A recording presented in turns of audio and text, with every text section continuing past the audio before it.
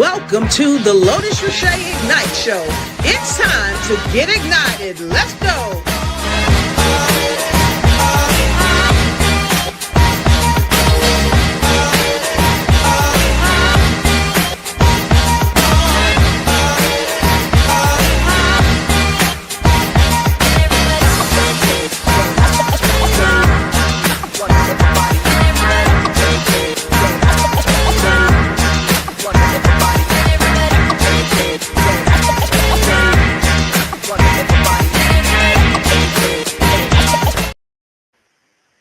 It's a great day in every way, and I'm your host, Dr. Lotus Riché, and I want you to come on in, and get in where you fit in, because I've always got room around my table just for you, your friends, and your frenemies, because your frenemies needs to know what's happening too.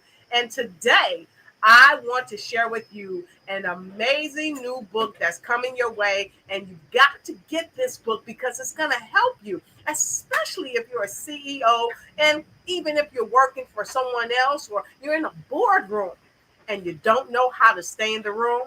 Well, our amazing guest, attorney Diana Lynch, is going to help you not to leave that room. Don't leave the room, baby. So listen, I like you to go ahead and tag. Tell a friend to come on in, because we are about to begin this amazing show with Diana Lynch, the author of Don't Leave the Room. Now, we also have some special, amazing guests that's joining us tonight, too. We've got the incomparable Dr. Vickie Suggs. She is in the house. And of course, if you saw the show earlier, I talked about the amazing Thea, Dr. Thea James. You don't want to miss this show. Tag somebody, go ahead, because guess who else we got in the house?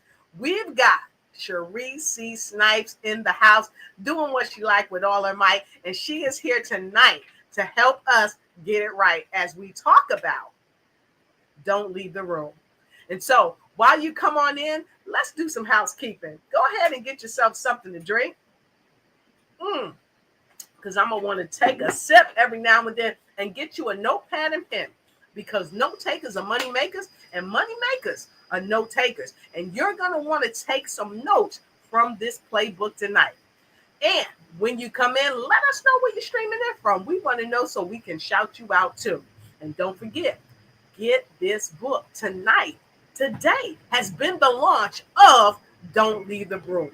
That's right. So go ahead, go on over to Amazon while we're talking, and don't leave the room. You hear the planes flying over. I don't know. Even the planes are going to get this book, so you got to get this book too. So as we get ready to come on in and get in what we fit in, I see you folks already coming in. So the next voice you are going to hear, I'm not going to be by myself. I'm going to be with my friends. So let's begin. Welcome to the Lotus Riché Ignite Show. Attorney Diana Lynch. Dr. Thea James. Miss Sherrie Snipes-Williams. Dr. Vickie Suggs-Jones.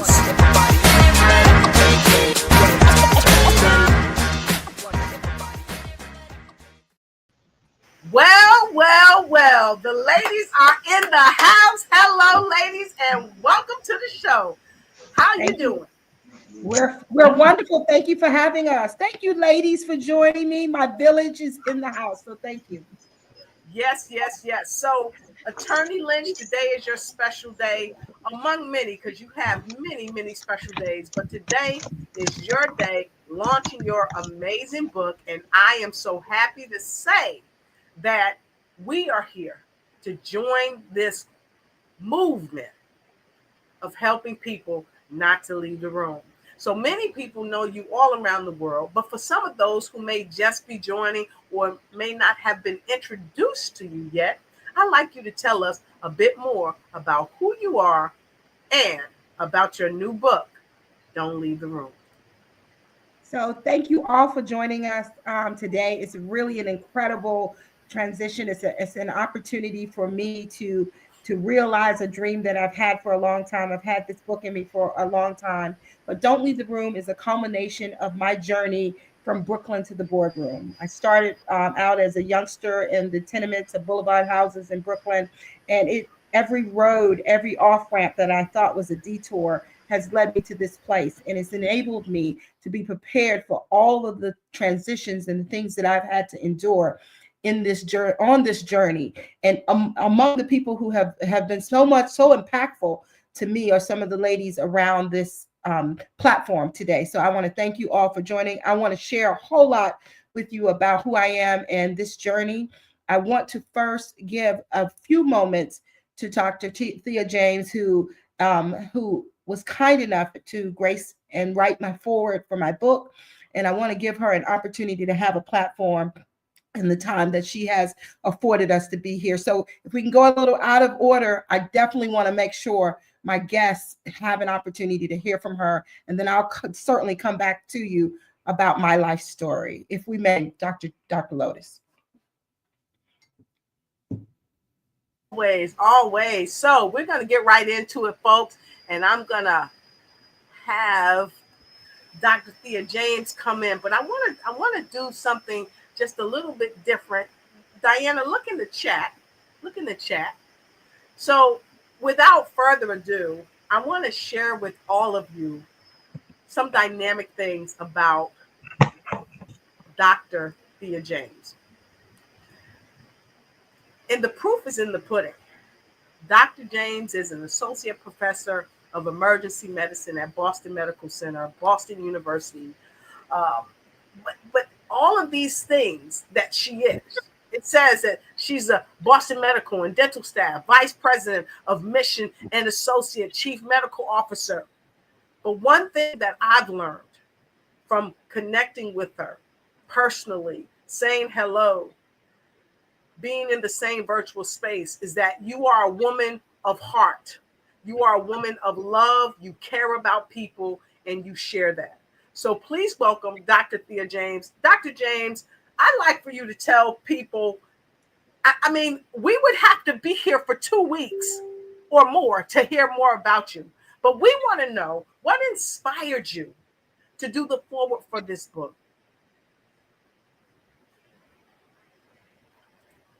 And let's get you to open your mic. Thank you. Oh, here we go. Your mic is open. They got you. Oh, is it open now? It is. Oh, okay, thank you. So I want to first thank you and everyone here, and especially Diana, for the privilege and the honor, to actually write a foreword for your book. And I would say that, I understand Diana. I understand what her book is about. And when I met Diana, and met Diana through Alma de Samana, quite frankly, but I knew that this was a person of vision, a person who was determined above all, obstacles, and a person who would deliver. And so it reminded me of I'll go so far as to say it's like any female of the African diaspora. In order to do these types of things, you have to enter some rooms that were not necessarily designed for you. And when you have a vision, when you enter the room, people have certain expectations of you and preconceived notions of who you are, and like they can predict what you're going to say and this type thing. And when you come forth with something different, something unexpected, something that requires a change in mindset, it is not without challenges. It requires all kinds of thoughtfulness. Your mind doesn't turn off. When you're not there, you have to, every time you enter the room, you have to prepare your mind for it, prepare your soul for it, because whatever you get back, you have to be able to withstand that. And, I just knew immediately, I felt a kindredness as soon as I met her and knew what her dream was. And so I felt like not only could I be like a sister to her, a colleague, but also, someone who believes in her and, wants her to not only thrive and survive, but I want her to kill it. Quite frankly, I want her to do well because it's going to help so many others, so many others of us, and that's what it's all about. That's what it's all about. I absolutely love that. And I got to tell you, to hear you speak and to be able to read the foreword, that's why y'all got to get the book, to read the foreword and really touch my heart space. And I know it's going to do a world of good for all the people who this book is going to reach. So I wanted to also chime in to Sherrie. Sherrie, you were there with us earlier on the Kim Jacobs show. So I want to say hello to you and welcome you, of course. And then, of course, I want to say hello to Dr. Vickie Suggs in the head house. Please say hello and welcome Dr. Vickie Suggs. So I'm going to go right to you, Dr. Suggs. I'd like to know, and that's Suggs-Jones. I don't want to leave the Jones off. I don't want to get in trouble, okay? So, Dr. Vickie, what inspired you to do your part in supporting her? Because let's face it, you have so much going on in the world that you live in.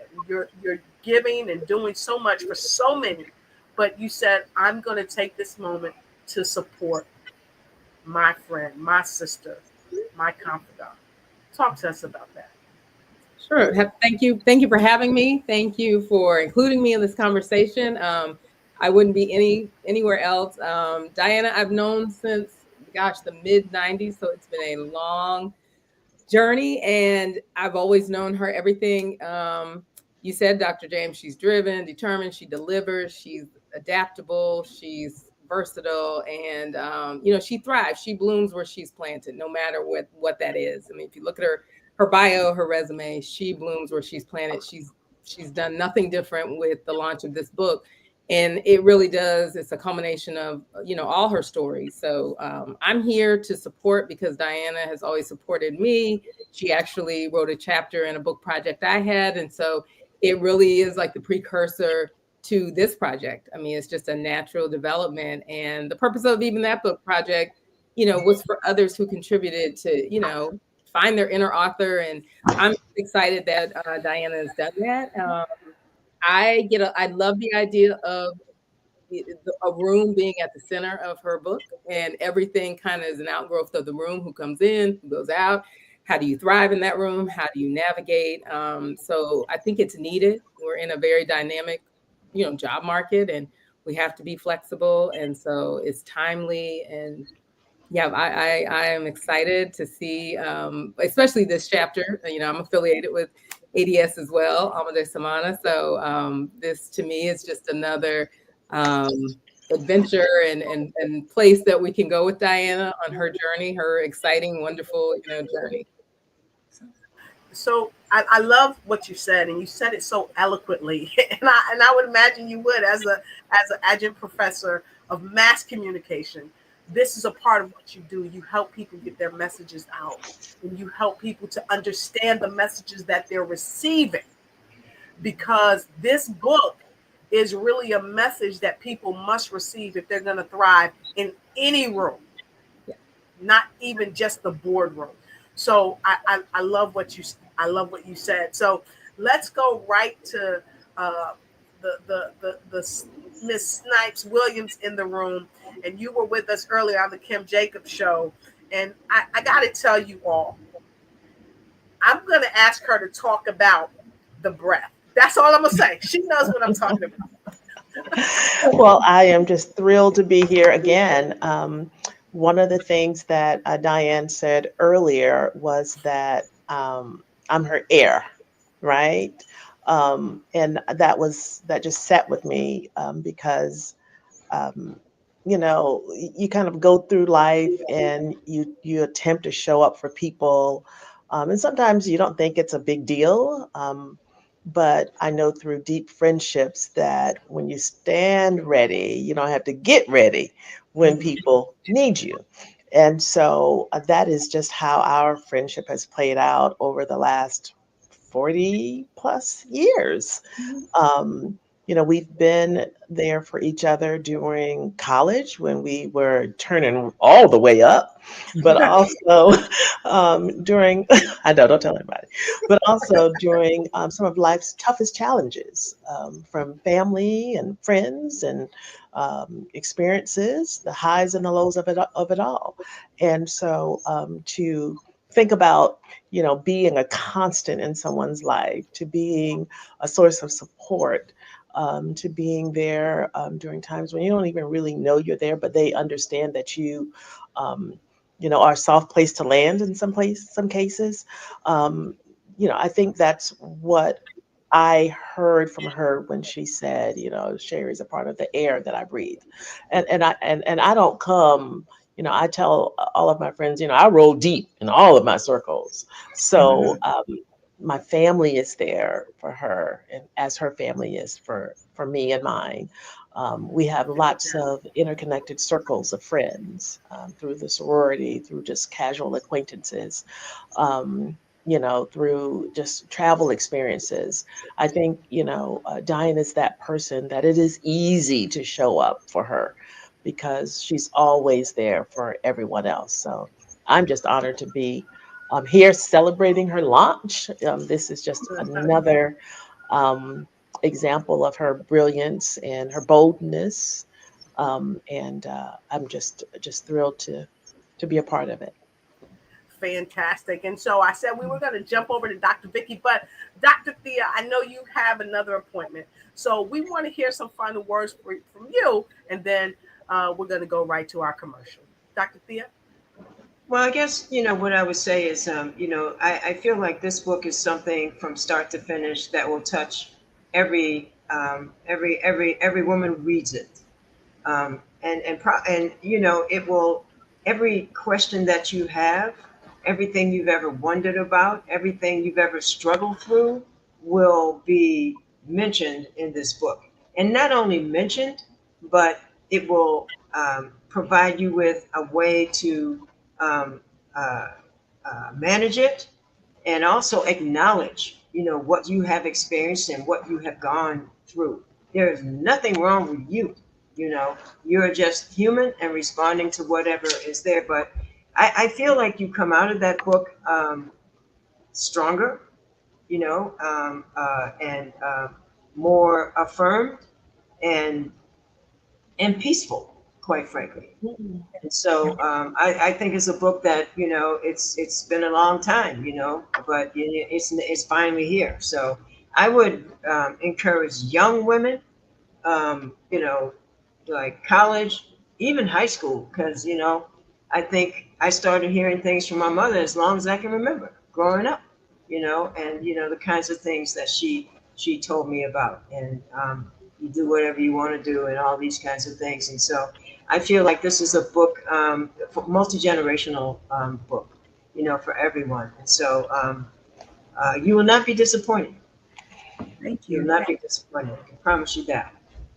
You will not be disappointed. And Kim Jacobs from the Kim Jacobs Show says, the godsend Wikipedia warrior, Dr. Thea James. And so we're going to take a quick break, and we'll be right back. Today is the day. Welcome to the launch of Don't Leave the Room, My Journey from Brooklyn to the Boardroom, a CEO's ultimate playbook for commanding every room. This new book will help you learn how to develop your playbook to overcome and navigate the challenges that are sure to show up in every room.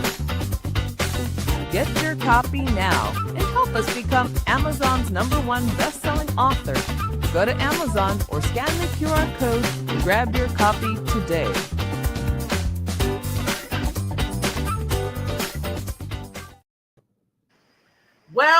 Well, we've got some new faces in the place, and we see Mr. Malik is in the house. Hey, how you doing? Happy to have you. What's happening, ladies? What's going on? I'm sorry I forgot my glasses. You all got glasses on. I think you told me you like me without my glasses, but I want to see you today. Good to see you. So, Malik, we're happy to have you here. We were just doing a little round robin, and Dr. Vickie's going to talk to us for a quick moment, and then she's going to pass the torch to you, because what we're talking about is this amazing new book, Don't Leave the Room, and how many of us have come together to support this initiative, because it's not just for women of color. It's not just for men of color, but it's for all people who are just trying not to make it in the boardroom, but to be successful and add and give more value. So, Dr. Vickie, we want to hear from you. We know that you are a philanthropist and you are well organized with what you do. But my big question was this: being and doing what you do as a communications person at North Carolina Central University, why is it so impactful for these young minds to get this book even before they get to the boardroom? That is a great question.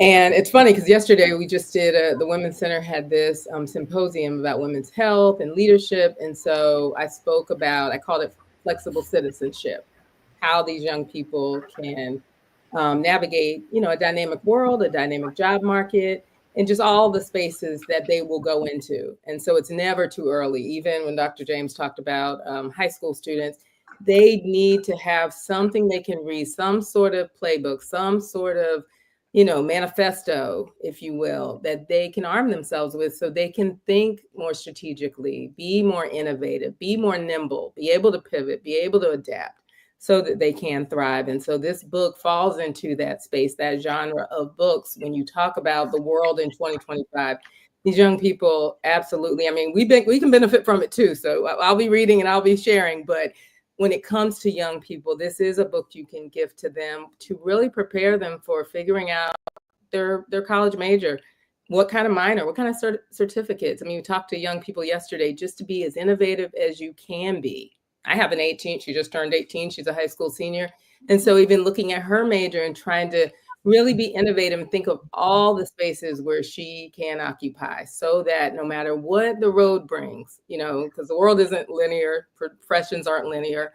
We've all had our ebbs and flows within our careers so that we can, continue to thrive and exist and coexist. So for young people, absolutely, this content, it is the way they need to think, because it's a mindset change. It really isn't changing your skill set. That's something you have and you can enhance, but your mindset to not look at any setbacks or any twists and turns as negative, but just, these are opportunities to grow. And so this book gives you many opportunities to grow personally, professionally, as a CEO, as a team member, in your communication style, etc. So absolutely, this is going to pair well with a lot of the work I do, and a lot of the work just across the country that a lot of people do with college kids and high school kids. Absolutely love it. And so, Malik, our question to you today is this: as an actor, as a producer, as a person who works directly with the heart of people, because being an actor or actress is not something easy to do. It's a total mind shift. It's a total present shift. And sometimes people have to say, it's all about my mind. And staying in the room, it's a mental game. And if you look at the cover of the book, she's standing at the head of the table with the chess pieces around her. And so you help people to move those chess pieces in oftentimes rooms where they're said, we don't want you to be. So why is it so important to know how to move those chess pieces? First of all, I want to say this is beautiful to observe. So before you let me in, I'm just watching all of y'all support each other. I know how hard, Diane and I works, right, to do what she's doing, all the things she's doing. So, I have a long answer because I got to hit it and quit it. But we met on a call, right? I heard her energy talking about Alma de Samana in the Dominican Republic and this vision around cooperative economics and holistic living, and all of us just being able to have a piece of a dream, right? So that's a mindset piece, right? This idea that it's about the we and not about the me, right? Especially now. And so, you know, most people these days actually call me Dr. Malik Yoba. Yes. Just FYI, it's okay, right? So the actor is one part of it, right? And the artist is one part of it. But long before that, this work in community, this work in education, this work in empowering humans, that started for me as a 16-year-old, right? Tutoring kids in Harlem and after school programs. And by 20, I was working in 13 high schools in New York, using art to engage people. So whether we're talking about writing, whether we're talking about music, whether we're talking about film, whatever it is, how do you use different mediums to reach the heart of people, right? How do you, you know, create things that have an emotional resonance so people can see themselves in it, which is what you all were talking about the value of the book, right? Folks can see themselves here before they're in a physical space. And so I'm on this call to support my sister, even though we've not even known each other maybe 6 months. We're in November. I was in LA. I've known you since New York Undercover. I felt like I knew you, but I've really gotten to know you. Part of the problem, people think they know you because they see you on TV. But that's not it. The heart of you I've learned in 6 months. And we got all these connections like Thea, who was just on, and Trina, and so many other people. But, you know, look, I showed up today to show support and solidarity. Ever since we've met, it's been about, we have a like-minded spirit. Sherrie, it's good to see you as well. You know, last time I saw these two women was in New York. I was trying to buy this property, and to my rude awakening, an offer was made the weekend before. And we pulled up for a piece of property that is well, I didn't get that property, but the vision is the same. How we use real estate. You may not know Dr. Lotus, but I'm the founder and CEO of Yoba Development, which is at the intersection of real estate, education, and media. So for me, I've been able to bring all of my passions together. Storytelling is a big part of it, not just as an actor, but as a storyteller. So no matter how you tell the story, whether it's in a book, whether it's in movies, whether it's on film, whether it's through food, fashion, right? What are we communicating and why? So this work around Yoba Development at this intersection intersects with what she's doing. And that was the phone call. I hear her talking about the same things I say. And she kept saying, do you understand? I was like, girl, you speak like I could be talking, we switch it out. Like you saying, we saying the same thing. And so, you know, this passion that you have, a girl from the streets of Brooklyn didn't even know you could achieve the heights you've achieved. And you're saying, let me pay it forward. That's the work we do. We use film, right, to do the same thing. So, you know, I'm just happy to be here and support. She'll be in New York with me in May. We have an activation called Flipping the Hood.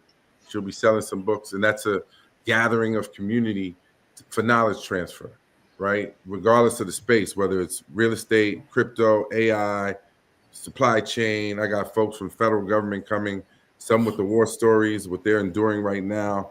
My family and we also have a contracting company, right? But how do we accelerate the learning of our people, right? And our people are suffering and we're traumatized, and we don't often enough move with the intentionality to say, how does my offering really heal our people? I don't know if you might have seen what happened to me in the last 72 hours just online, right? Me saying, think about it. I have federal contract work. I noticed, like, for those DEI folks having to change their name or their title 4 or 5 times before I could even show up, how I have to change my presentation. If you're telling me that AI is identifying Black, BIPOC, you know, diversity, those are the key words. Well, what does it look like do you have a keyword for non-white? Is that what you're looking for? You're not looking to identify that. But what you're saying is, us as non-white people, you don't want to honor. You don't want to provide opportunity for. So the healing of our people, the need, the level of the need is evident in people's inability to think critically at minimum. And how do you self-regulate when you see or hear something and you think someone's attacking you? Right? Yes. How do you stand up like you thought you knew me from you know, TV, right? Because people see this perception of you, right? Back to the heart, right?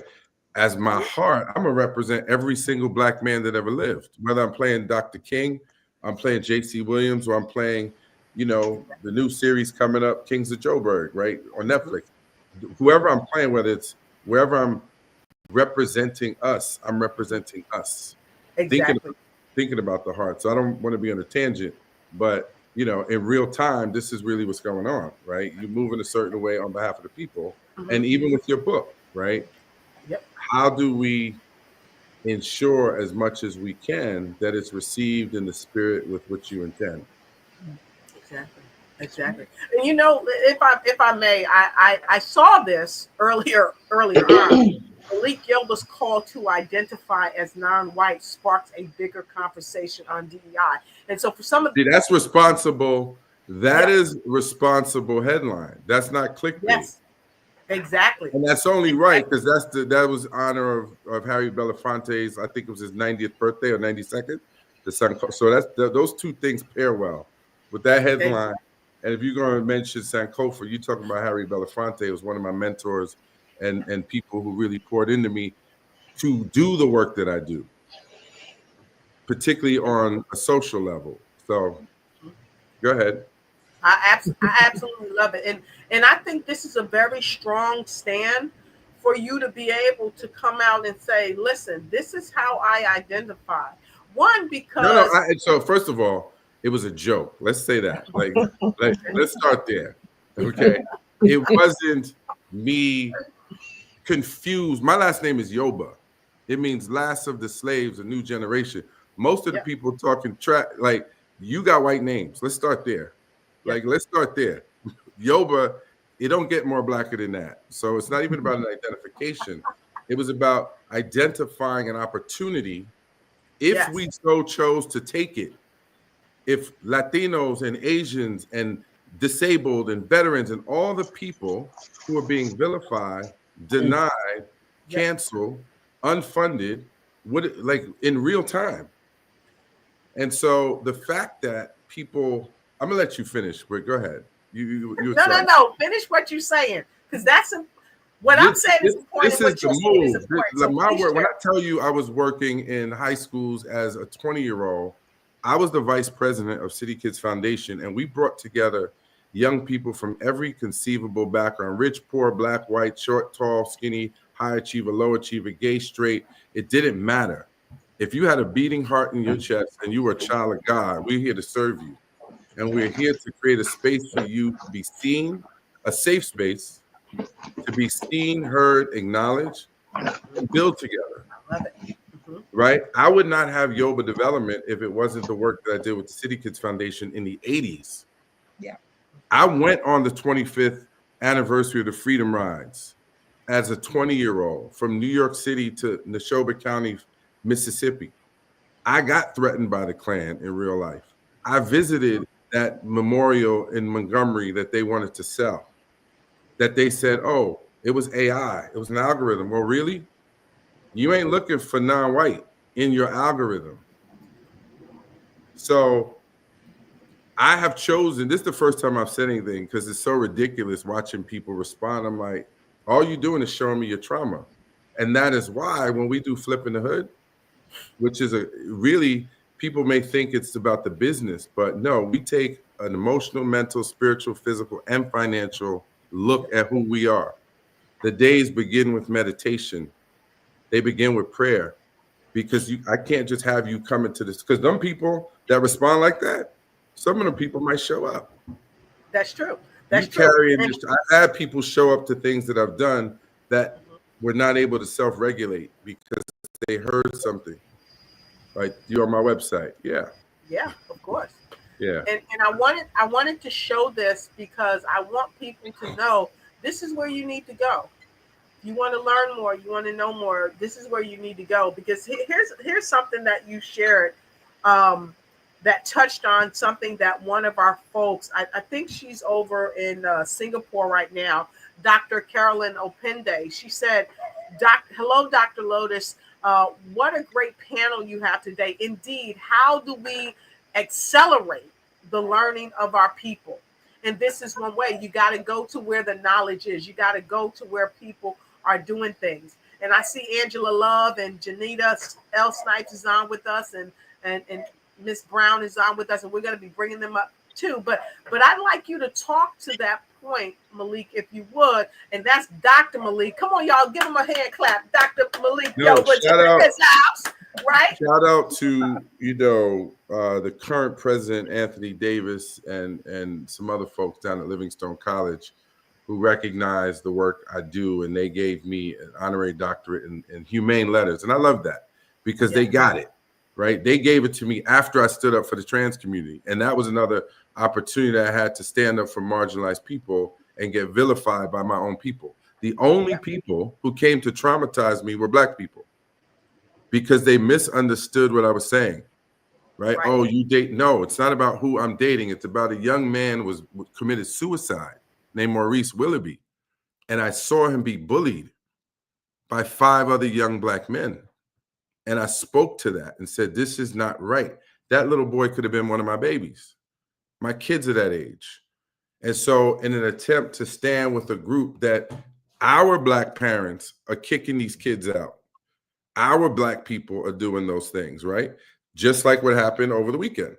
Malik Yoba chooses to say, if we chose to self-identify, remember, slaves, nigger, Negro, Afro-American, African-American, Black, right? We didn't have that same level of outrage when woke gets co-opted. Right. We came up with that. So they take woke and they flip it on us. The civil rights laws, affirmative action, they use the same language that gave us freedom to say we're taking it back from you now. Exactly. So language is important. Language has power.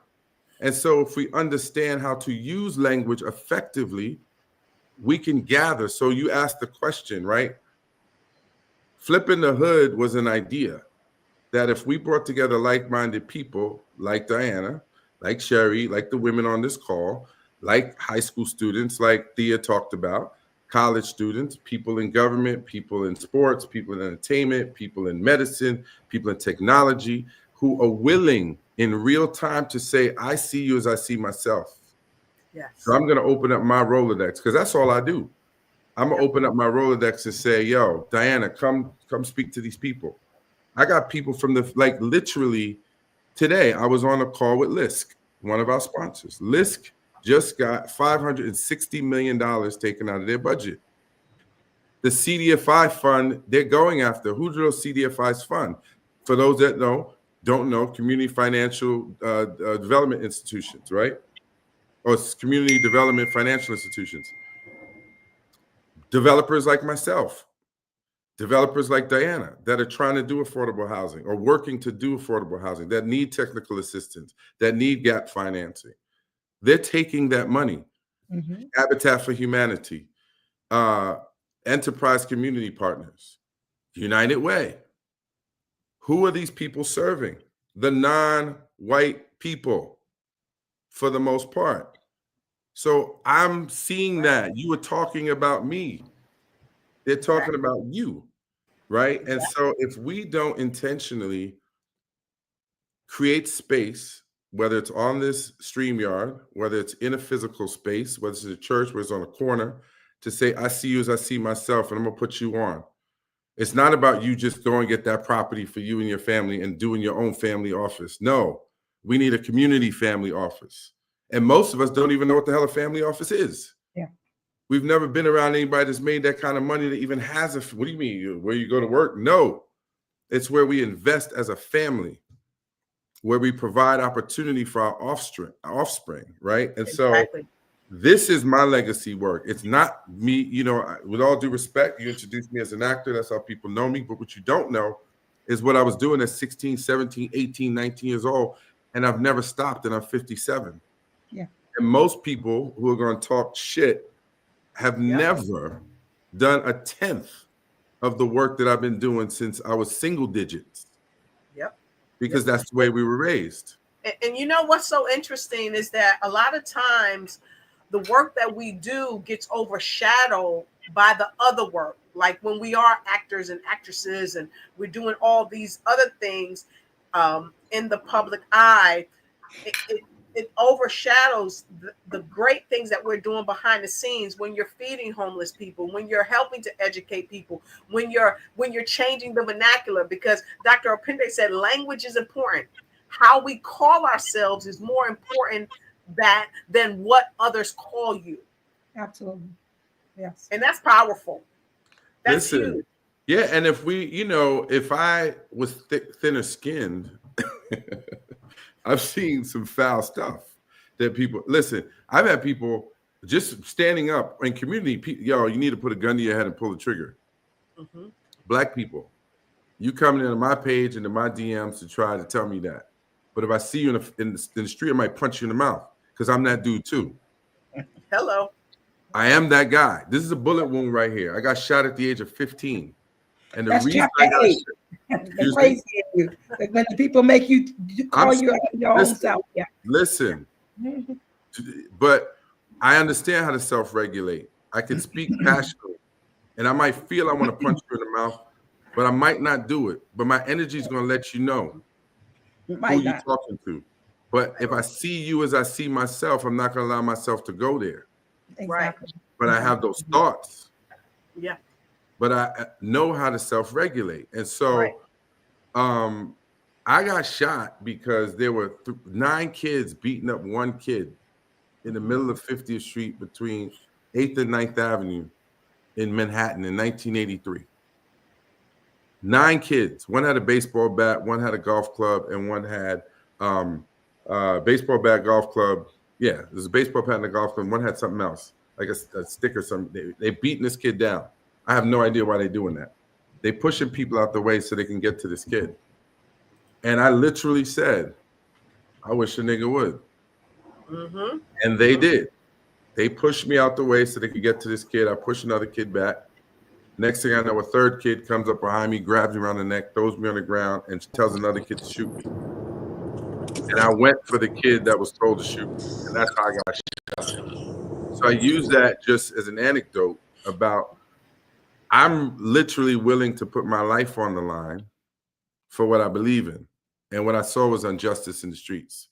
And when I see injustice, I'm going to stand up for it, whether we're talking housing, whether we're talking violence against women, violence against trans people, violence against kids, and to stand for those things and to have other people try to tell you you are the you are the problem. Yes. Like, that's our trauma. Yeah. And that's why we create space for healing and to give provision. And so I didn't mean to like go on and on and on. This is about your book, but this is and well said, because here's the thing.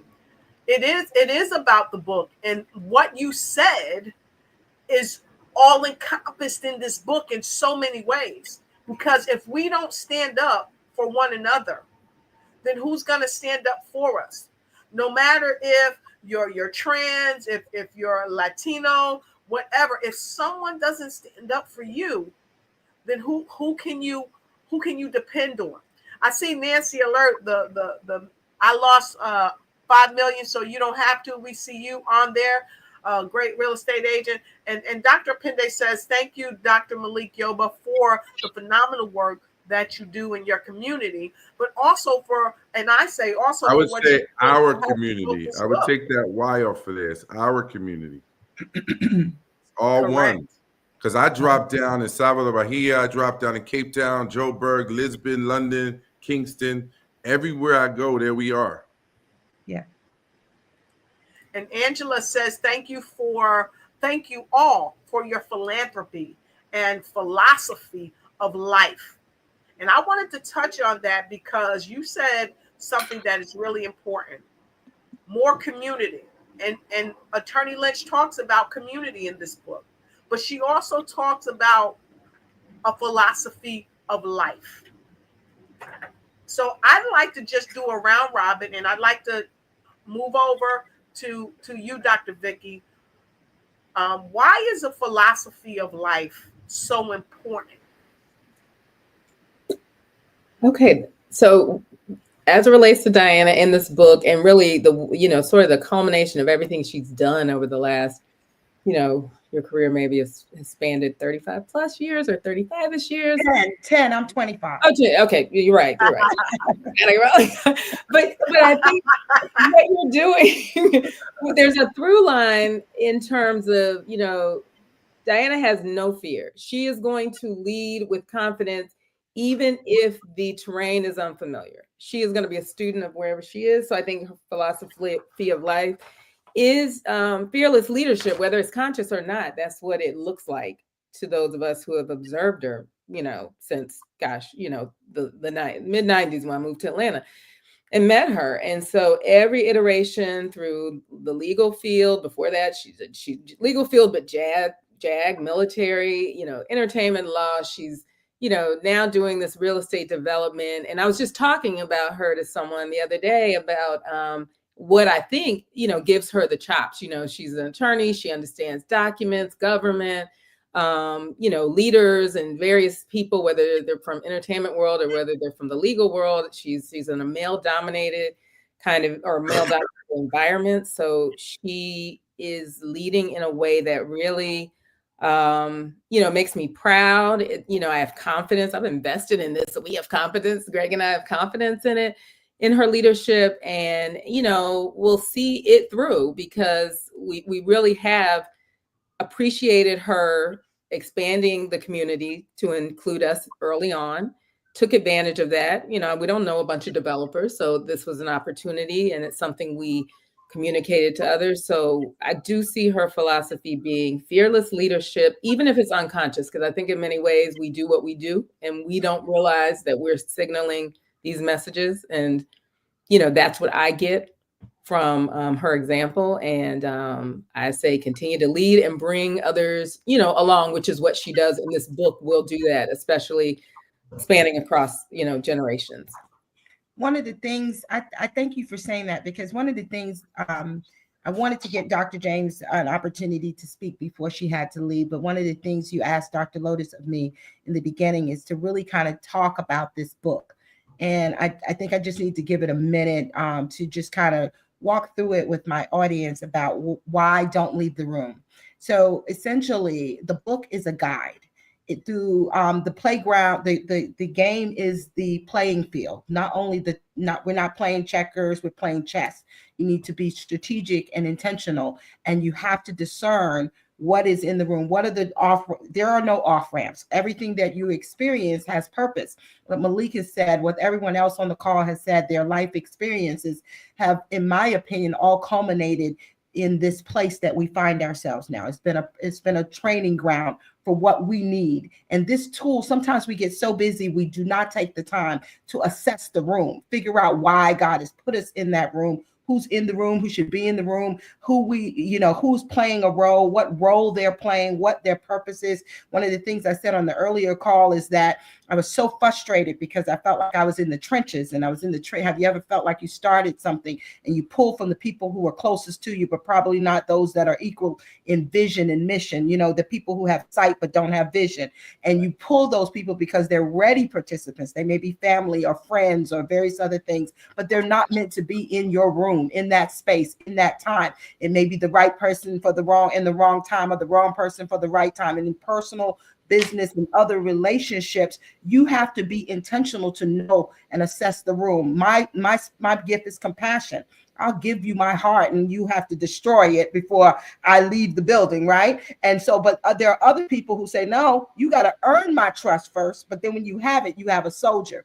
And so you have to have all these people in the room and you have to know why they're playing that role. So I had to learn that as a CEO, and all the things that I've learned in my journey from Brooklyn to the boardroom, the community that I built in Brooklyn. Many people may say, well, you were in the tenements and the projects in Brooklyn, but it was a safe community. We supported each other. We learned how to make do with limited resources. That was a training ground. When I got to South Carolina and I went to, and it was in rural South Carolina, I learned resilience and the fact that I needed to have a voice of my own. I created that voice there because no one gave it to me. No one gave me a platform. And when I got to college, I found my village. And all those off ramps that I'm going through and encountering has brought me to this place so that I don't have to leave the room. And so what I'm talking about is in personal and business life relationships, it's a tool. It gives you an opportunity at the end of each chapter to assess your room, your space, your purpose, and who's playing what role, who needs to be dismissed from the room, who needs to be added to the room, and when it's time to deal with the room of one. The person that the hardest room is the room of one, when you can't hide behind all those things and you have to realize your own insufficiencies and say, I need to be better, I need to grow. And so this is that tool for not only young adults who are dealing with personal relationships with friends and colleagues that they desperately want to be in their space, but that may not be the space for you, or you may need to dismiss someone from that space. So giving them tools in that regard. Also business owners, and Alma de Samaná the last 2 years has been so impactful because I had the book in me, but it wasn't until I encountered all those different personalities in those rooms, people, and I liken it to biblical references, the Pontius Pilate, those people who could help but did nothing, who just allowed it to happen. Could have made a call, could have shared like Malik does, open their network to people to make Alma de Samaná something we're building for others, so much more accessible to people, so much easier, provide networks and resources and partnerships, but did not do it even though they had the network to do it. Those that sit on panels and tell you about all these resources they have, but they don't open their book, their bank account, their resources, even their challenges to you because they want to be they don't want to be transparent. They want to live life on a Facebook platform where it looks all good, but it doesn't because access to resources aren't there. That's why Malik and I identify with each other, because he's real and he understands that these are the challenges that are real. And so he uses his platform. So he's unapologetic about his history, but his bigger purpose is what he's doing with his company. And that's how we identify. And so those are the kinds of tools. This book is for everybody, men, women, boy, girl, personal relationship, business relationship, those unequally yoked, uncoveted relationships that you continue to hold on to when they have expired. Take this book and take time to learn what its purpose is and how you understand. It's not you that have to leave the room. You have to reassess the room and to change the room, change the narrative, because I had to make some reassessment of my room. And Alma de Samaná, the Soule reserves, and all the things that I'm doing are better served by the people that are now in my room. My teammates, not my cheerleaders. We got enough cheerleaders. We need some teammates. That's what I'm looking for. Can I say one thing that I have to leave? Okay. Okay. I just want to say one thing, Malik, before you go. Again, thank you for being here. And I know you have to head out, but I want to say this, Malik, while you're here. Dr. Opende said, be strategic and intentional. We are not players checkers. We are playing chess. Yes. I'd like everyone to be intentional. Take your phone right now. Take your phone right now. Take your phone right now. Be intentional. Be on purpose. You could scan that code right there and grab her book. Let's make this book a #1 bestseller. And we're not going to stop here. Okay? I just want you to know we're not going to stop there. So, Dr. Malik, I'd like you, before you head out, please tell us why it's so profound to be strategic about making sure we get this book out, making sure it's #1, not just here, because we're going to London, we're going to Oxford, because we want her to be #1 all around the world. That's the thing we see. Dr. Malik, talk to us. Well, part of the strategy is we're going to do a documentary based on this book. And so we will be shooting and using film to also tell the story, because her story is profound. And so, a lot of people just have tactics, but they don't understand strategic architecture. And you have to have, these folks that have worked assiduously, particularly since George Wallace lost in the 60s, right? They've never stopped since the Confederacy to achieve what they've achieved, right? To take everything from us. right? Their strategy, part of it was send them back to Africa when slavery ended, or the last one will be dead in 100 years. So in 1965, the last Black person that was enslaved should have actually died, according to the mentality. So that was a strategy, right? Every Project 2025 is a strategy, and we're seeing it play out because people are focused, right? And so if we are not intentional, if we haven't learned anything from all of the challenges we had before this moment, because there's people hopefully watching this right now that might be on the fence between their bullshit and their higher self. And perhaps this StreamYard knocks somebody over, right? But without strategy, we can never win the game. I don't care what game you're playing. So it's sports, it's law, it's real estate, whatever. You have to have a plan, and you have to have that resilience, because no matter how much strategy you have, it is never going to go 100% the way you wanted it to go. And it is not because any other reason than you are gifted with the challenge to see what you're really made of over and over and over and over and again. Most of us on this call are probably around the same age, and we know life don't get easier. Them challenges come. Like some of the stuff I've dealt with in the last few years, I've never dealt with in my life. I'm like, how is it after everything I've done on behalf of our community, these challenges can still be this great? And so you have to look yourself in the mirror and say, do I have what it takes?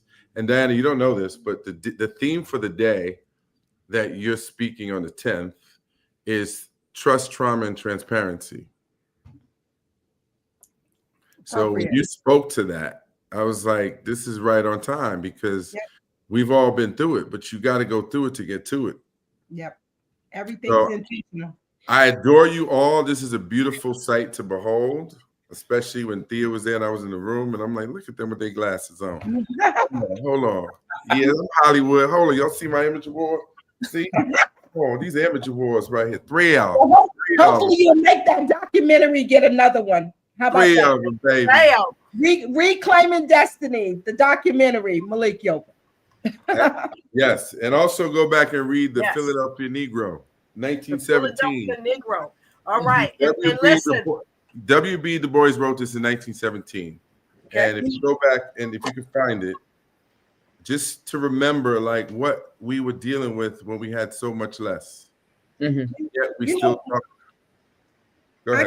I can keep you here, Malik, forever. I know, baby. I got a 6:30 spin class. I want to be respectful of that. But we I love you. You know, I told you I have 5 minutes, and I've been running my mouth for like 25. Well, look, thank you so much. We're gonna continue to talk about you, though. Yes. What's that? We'll see you in May. I'll continue to talk about you because I'm gonna pick up on this Samana and the history of Samana and those Americans that left Philadelphia and traveled to Samana and considered themselves Samana Americans, and because they were intentional, we now have the land that we will be developing as Ama de Samana and Samana Dominican Republic. And we'll you put that image back up because some folks might have missed that. Of course, gladly. This is an important little factoid in that. Because a lot of people may not know this about Mr. W.B. Du Bois, right? The first sociological study of the Black community. Think about that. And when you read that, we dealing with the exact same issues today. And that was written in 1917. First Black man to get a Ph.D. from Harvard, who died the day before the march, the March on Washington at 99 years old, depressed because what they dreamed about did not be achieved in his lifetime. So, not to leave you on a sour note, but we got work to do. Love you all. You know what's interesting? I just tried to pull the verbiage up, and it said, YouTube rejected your comment. This usually means they think it's spam. Try changing it a bit. Yeah, well. So you know what's wrong, folks. Go out and get it.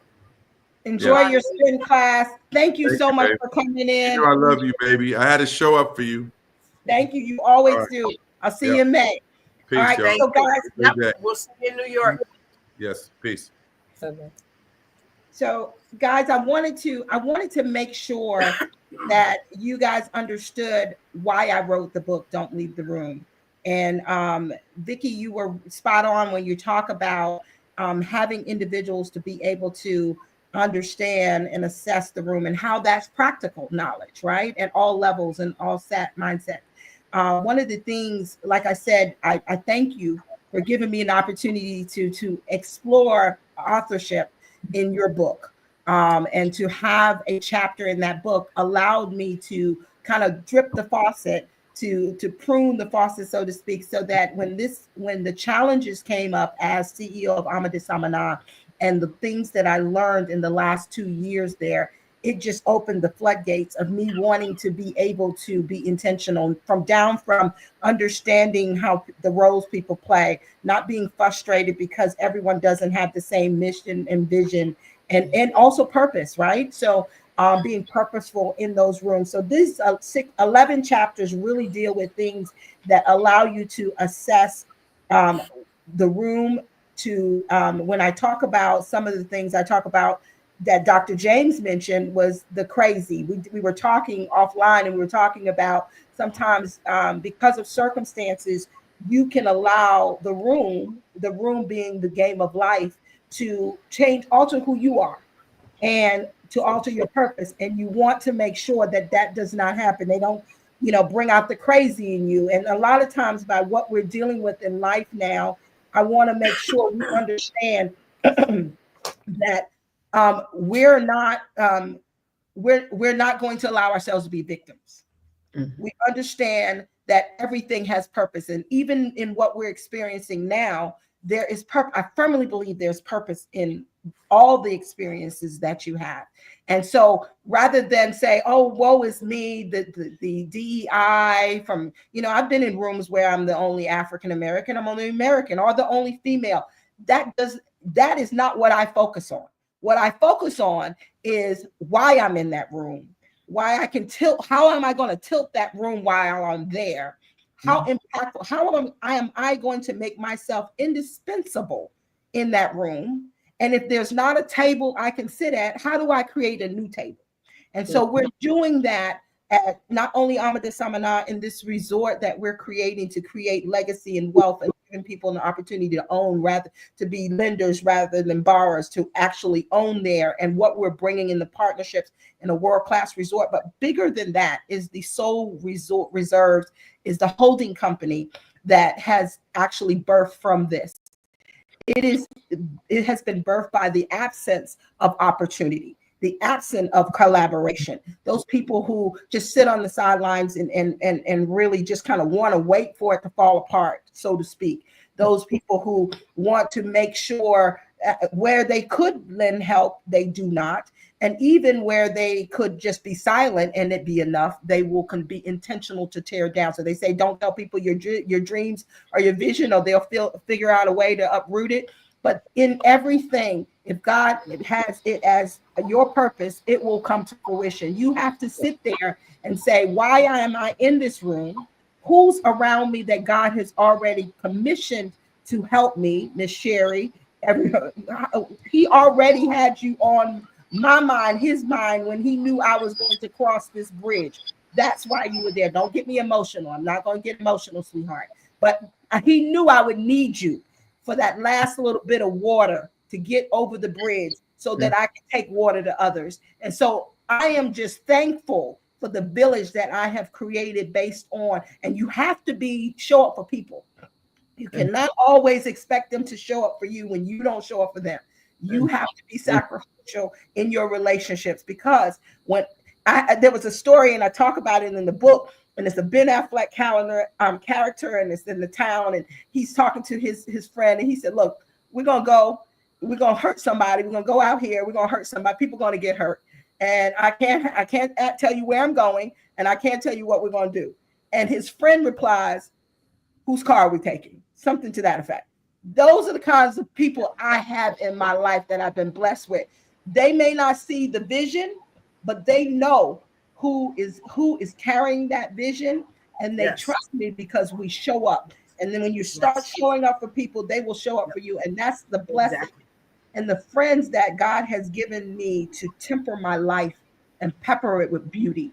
And that's the blessing. And someone said earlier in the call, they said, well, you may be the Moses that's carrying the staff to keep. you know, I really want to be Aaron because I really Yep. want to see Kim this. Jacobs. She said on the outside of paradise. Yeah. I want Alma to come to Yeah. fruition. And I'm summoning the those of the world who want to be in partnership with us. Understand, we have made amazing strides, but we're still in the process of becoming, as my former first lady said. And so we want to encourage individuals who want to figure out how they can be part of this. We're creating a blueprint, not just for Samana being the flagship, the Martha's Vineyard meets Vegas with medical tourism and sports tourism and a community partnership. I've served as Fulton County Workforce Development Chair for 7 years. And in those off-ramps, you think they're off-ramps? It taught me how to create community and labor force and job readiness and all those things that we're going to bring not only for those people in that community, but people in our HBCUs and various other things where they can do excellent. That's Dr. Vickie Suggs-Jones, who'll be helping me with that. Those kinds of initiatives and verticals that's going to create a place. If I wanted to live abroad, I would want to have community, healthcare, and education. And we're going to bring that there so you can have a place where you can own and develop. And then Soule Reserve is going to provide the resources for us. We're eradicating with our sustainability and our solar and our water initiatives. We're going to not do that just for Samana. We're taking it to Ghana and various other countries with emerging markets and providing financial resources. So if you're sitting on the sideline, you have resources and you want to see where you can put it in a sure investment that you can actually learn more about and grow. Yes. There are opportunities. They're not just Alma.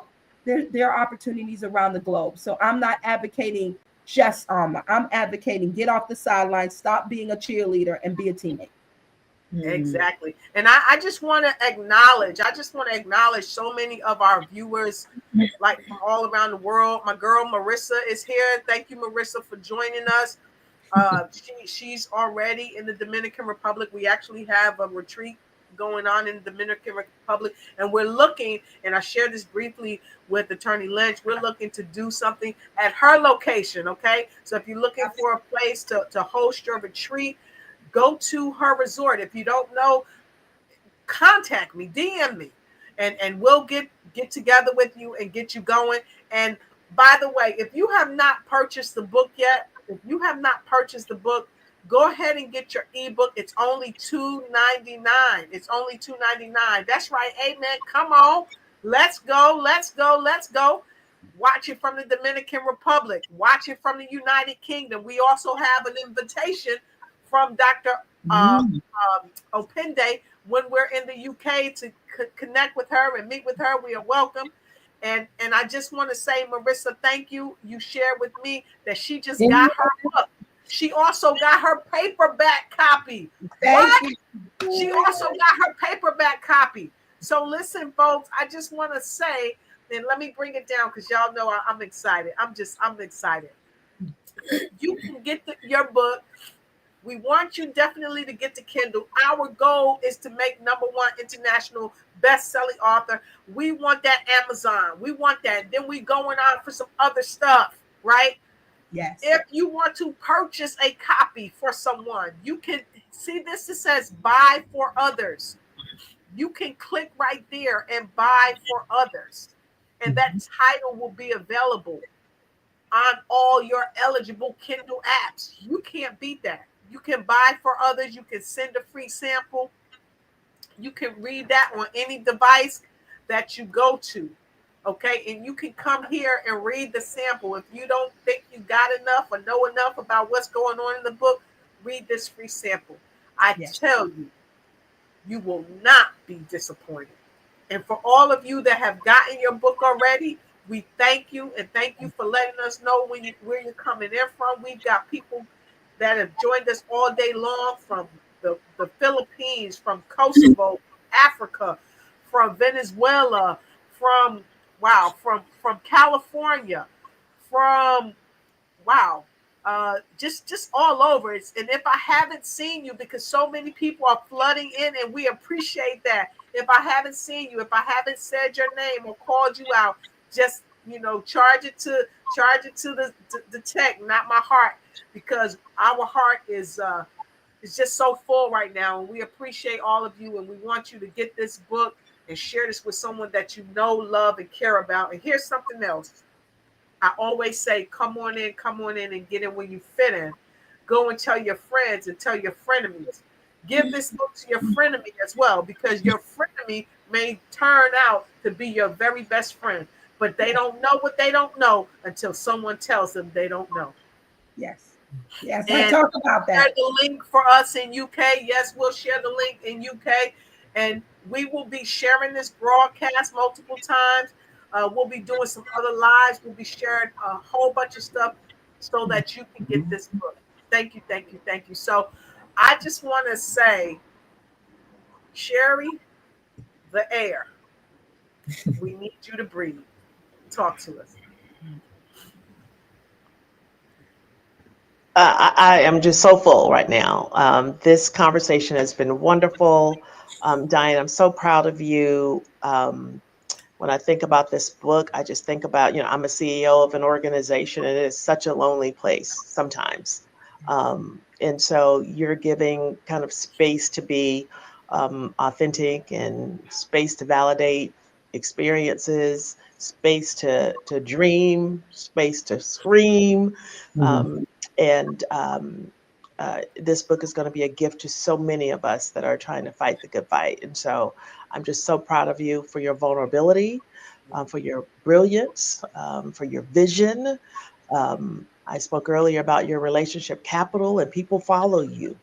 And so you have stood up to just being an incredible leader, and penning this masterpiece is just a part of the DNA of who you are. So thank you for that gift of this book and your gift of friendship. And I just am excited to be a passenger and to be in this space, to breathe this air that you've gifted us. So Godspeed, and so proud of you. Thank you so much. We're going to keep rolling till the wheels fall off. We say that all the time. All the time. That's right. And hold on, somebody else is asking for the link for the book. So we're going to bring that book up. You can go ahead and scan it. Your QR code, go ahead and scan it. And then we're going to go ahead and put this in the chat. We want you to go ahead and get your book. Thank you so much. Here, let me put this in the chat on your side so you can just click on that link. It's right there. And also, don't hesitate. You can go right here to Amazon. Go right there to Amazon. All you got to do is put in Don't Leave the Room, My Journey from Brooklyn to the Boardroom, a CEO's ultimate playbook for commanding not some, not a few, but every room. Make sure you get that book. And so those of you that are overseas, we have links we'll be sharing all throughout the week. And I just want to give a special thank you to my friend, Tiffany Para, all the way in California. She had me on her show today because I'm actually on the front cover of her Phoenix Fanatics magazine that she and Miss Marissa do a wonderful job of sharing with the world. And during my interview, she gave me the opportunity to talk about this book.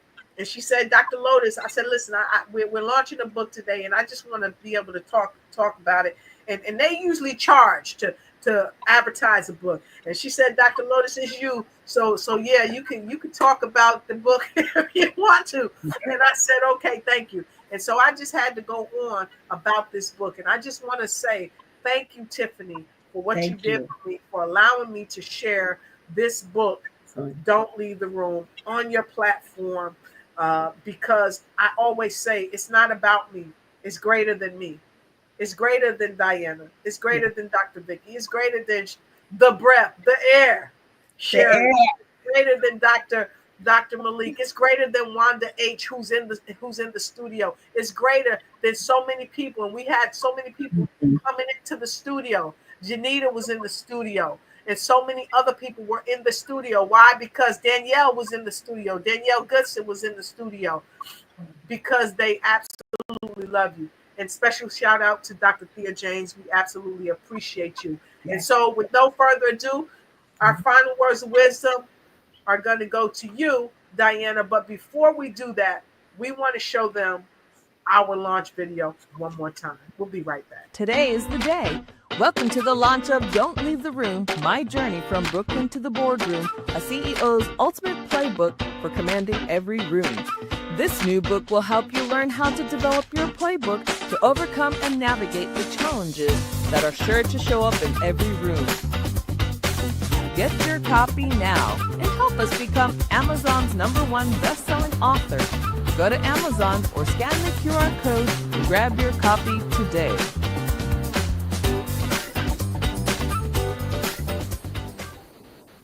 Yeah, baby. Go ahead and get that QR code and get your copy today. So with no further ado, Diana Lynch, the last word belongs to you. I want to thank everyone who's joined the conversation, because this is what this is a conversation about how we can be intentional, how we can spawn the spirit of collaboration, and how we can be impactful in every room. So whenever there's an opportunity for you to be in the room is life, and the playground is the game. You have to understand who all the players are. You have to understand what role they play in the game, what people belong in your rooms, those people who need to be dismissed from your rooms, and those even that provide the no's in the room that are also blessings. And so we take from it what we will. We be intentional.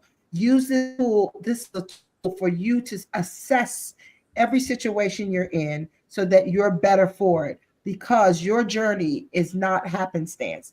Everything is purposeful. Learn that purpose and be mindful and God-driven. And thank you for supporting me and for supporting the journey. Look at who's in your room and be as impactful to them as you would hope God would have them be impactful to you. Let's have a shared experience in life. So don't leave the room. My journey from Brooklyn to the boardroom. I see you as ultimate playbook on how to command every room. You got this. Get the book. I'll show you. United Kingdom just got their copy, just got their Kindle version back on Pen Day. Share it out. Please share it out. Thank you so much. What a blessing you are. I'm all in. Please keep me included. We got you included. And so to all of you, from all of us, we absolutely love and appreciate you. Until we meet again, be blessed. Don't stress. And don't leave the room. And don't take no mess as you don't leave the room.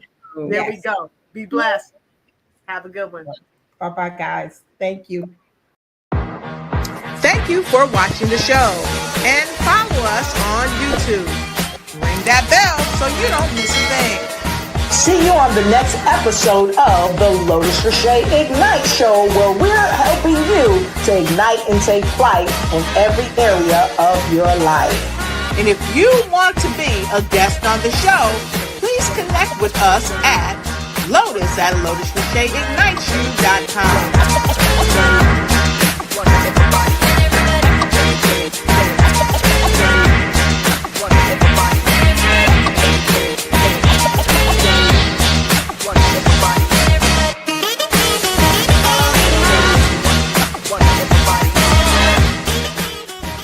Ignite your mind and ignite your life.